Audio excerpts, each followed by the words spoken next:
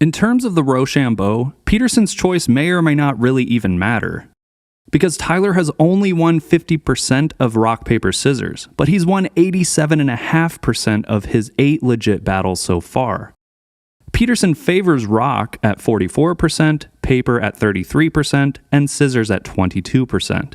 Tyler tied one time on scissors against Nick, but then went on to win with rock, and most of Peterson's Rochambeau success comes from throwing rock, 75% to be exact, and the remaining 25% is from one instance of paper. Technically, rock is Tyler's favorite choice of hand movement, but accounting for his relatively even split of rock, paper, and scissors, Peterson can swing any which way, which means Jamie and or Luan are probably fine throwing whatever the hell they want against the Barracks Cariuma prodigy, and will be better off figuring out how to 1. Defend Tyler's most difficult arsenal of tricks, and 2. Attack his defensive weaknesses.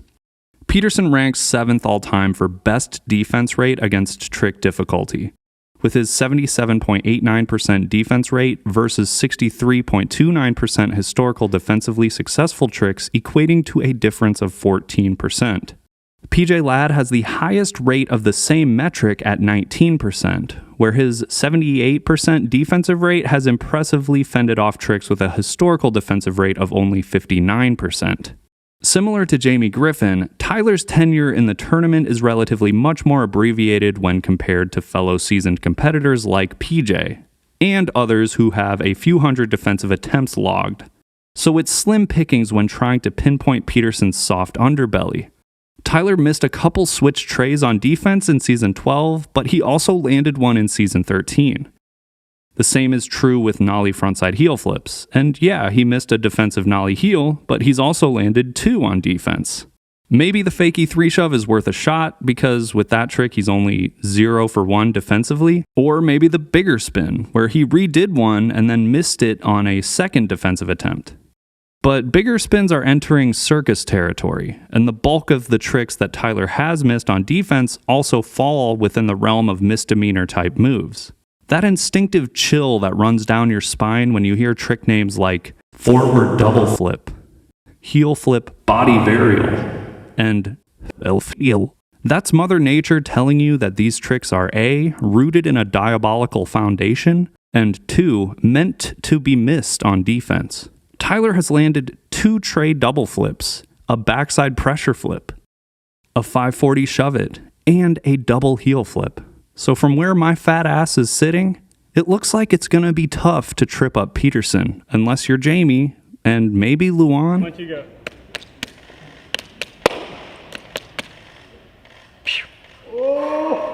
Your only hope against Tyler, if you happen to not be Jamie, is to learn his toughest tricks, and build a defense stronger than Ditka's 85 Bears. First and foremost, Peterson opponents are gonna want to have double flips, fakie double flips, and switch double flips under control, all 3 of which he's landed more than once, and has never missed. Fakie double flips are 54% defensively successful, but both regular double flips and switch double flips fall below the 50% threshold.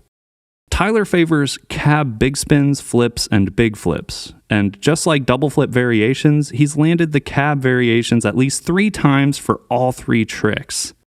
While we're on the topic, cab big flips, or any type of trick where the board spins 540, flips once, and your body does a 360 in the same direction as the board spins, are what I would consider the final safe zone of advanced fundamental flat ground. Any additional flips, spins, or contradictory body movement in relation to cab big flip type tricks are moves that typically need excruciatingly laser-focused attention to learn, outside of the basic straight 8, straight 16, and big spin variations.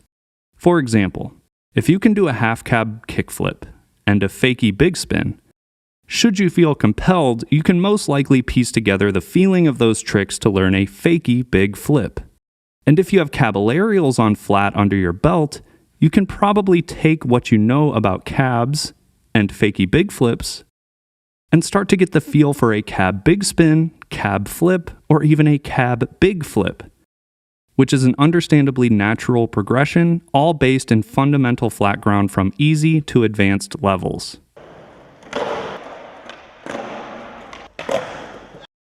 To this day, PJ's street part is widely respected by the skate community as a whole, and, in some cases, is even considered the best street part ever filmed, featuring a lot of advanced fundamental flat ground throughout, and the cab big flip in Ladd's final line of Wonderful Horrible Life is a key component that leads to the video's conclusion. Piggybacking off the thoughts of a well-written comment in a Barracks video, advanced fundamental flat ground holds value in more areas of skateboarding than just a tournament on the internet. Cody Cepeda's switch frontside bigger spin, for example, is a trick that really only holds most of its value exclusively in a game of skate, let alone being probably super hard to learn as an advanced non-fundamental trick. Is there any circumstance outside of Battle at the Barracks where a switch frontside bigger spin holds any weight, or that anyone cares about?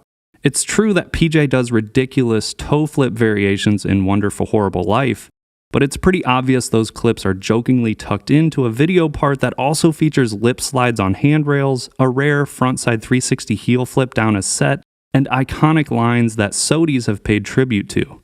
The best thing Cody's switch frontside bigger spin and his other circus tricks got for him was a title against Luan Oliveira in Season 7.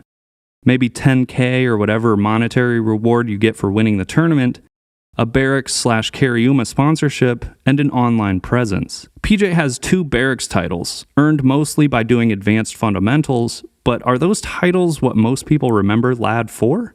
Compared to his 20-plus-year-old street part that still holds true today as an iconic video, and affiliation with relatively much more respected core brands as a pro skater, those titles are much less important to PJ than they are to guys like Cody and Jamie. While today's skateboarding landscape is different than 2 decades ago, if you're a professional, flat ground titles that are earned by landing offensive switch frontside bigger spins and Merlin twists might not be enough to sustain a long, lucrative career outside of the Barracks and its in-house sponsorships. In line with the aforementioned comment, having stylish, highly consistent advanced fundamental flat ground under your control is a skill set that can be applied to filming a well-received street part, which is a traditionally accepted rite of passage that will place you in the good graces of the community. I'm not trying to say that Cody and Jamie don't have good control of basic flat ground fundamentals. In fact, they're both title holders because of their mastery of the basics, which allow them to expand into complex, circus trick territory that few can replicate. I just think there's a reason PJ and Shane stopped showing up to the tournament, and it might have something to do with the synthetic, manufactured nature of how the Barracks portray themselves on the internet, which is contrary to the spontaneous, expressive nature from where skateboarding is derived. Anyway, thanks to the ADHD that's rattling around in what's left of my brain, cab big flips have somehow led to a PJ versus the Barracks legacy rabbit hole. But regardless, nollie back 3 kick flips, forward flips, and the nollie frontside inward heel flip are 3 additional tricks that Jamie and or Luan will want to brush up on if they don't want to get gobbled up by the hungriest competitor in Season 13.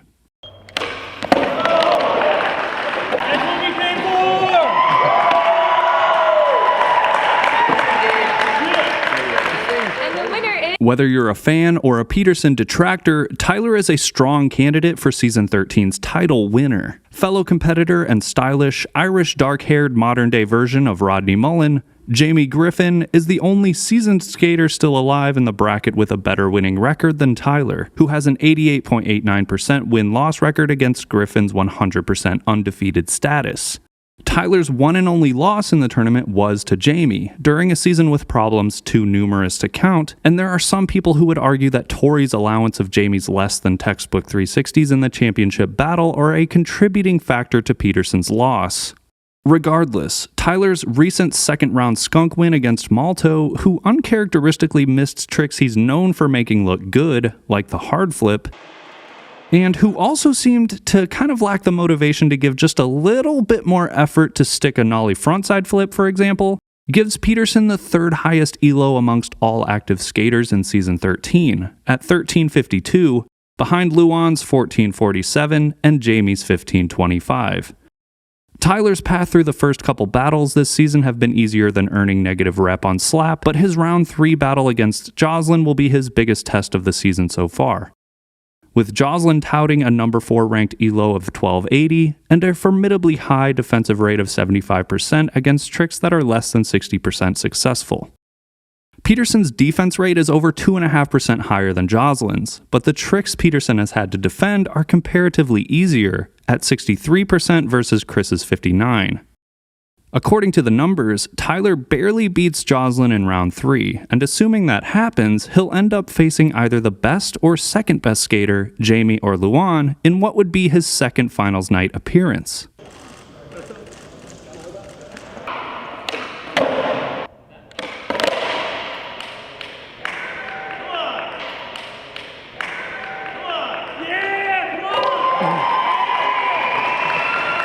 What's happening here? Tyler's most statistically formidable win was against Juggernaut Seva in the Season 12 finals, which was that season's third biggest upset, behind Kostin's depressing win against Mike Moe and Aurelian's easy Joslin domination. Conspiracy theorists who believe that the Barracks scripted Tyler to advance to the title match in Season 12 at least got to witness Seva being brutally dismantled, with Krutkov needing to defend tricks that, excluding third-place battles, were the third most difficult set, on average, in a finals night game ever. Peterson's 7 unique offensive tricks in the finals game versus Seva averaged out to be barely more than 35% historically consistent on defense, led in difficulty only by a dirty Season 5 championship, where eventual winner PJ's defensive workload, delegated by Mike Moe in the title match, averaged a mere 31%. And Shane O'Neill's impossible task of defending also Mike Moe's polarizing wrap tricks and late pressure flips in the same season's finals match averaged out to only 30% defensively successful.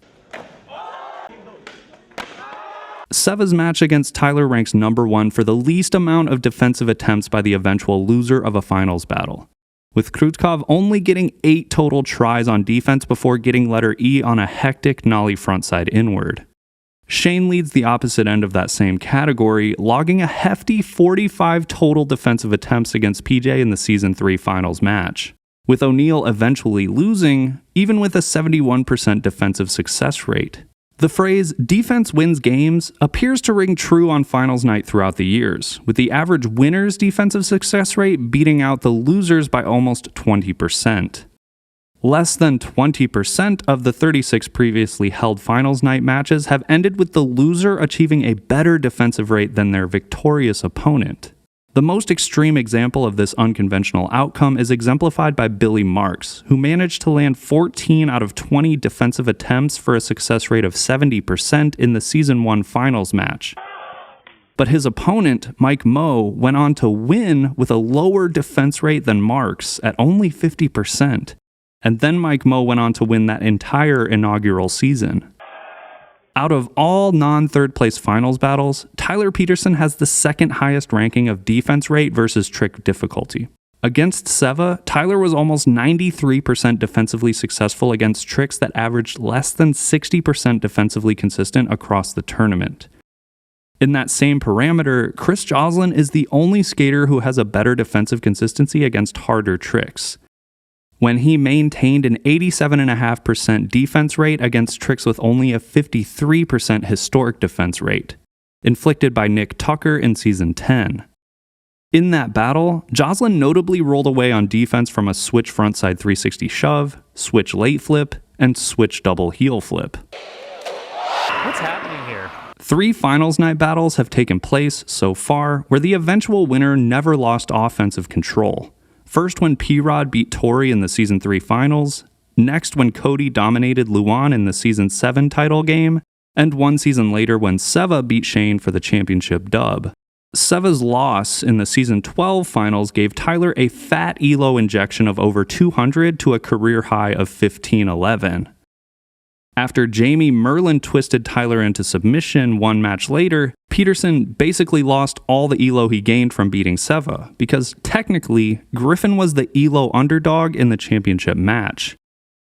The reason Jamie was the underdog is because his opponents were A, brand new to the tournament, like Spencer, who turned out to be a flat ground wizard, but his beginning elo was a default 1000, and B, had previous losing records like Geiger.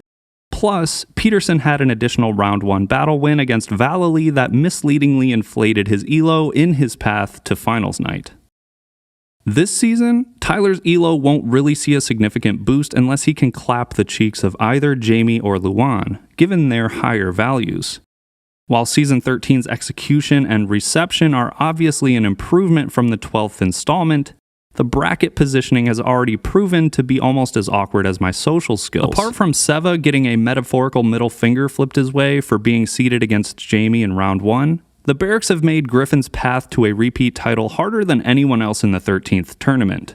Thankfully for Jamie, more so than almost anyone in the tournament, Griffin likely possesses the skills and temperament to overcome such an arduous journey through the flat ground equivalent of Maximus navigating power politics and Coliseum skirmishes in Gladiator. If we take the current round 2 standings and simulate the rest of the tournament on elo alone, finals night would pit Jamie against Tyler in a rematch, with Griffin winning again, and moving on to win his second straight championship title, this time against Nick Holt.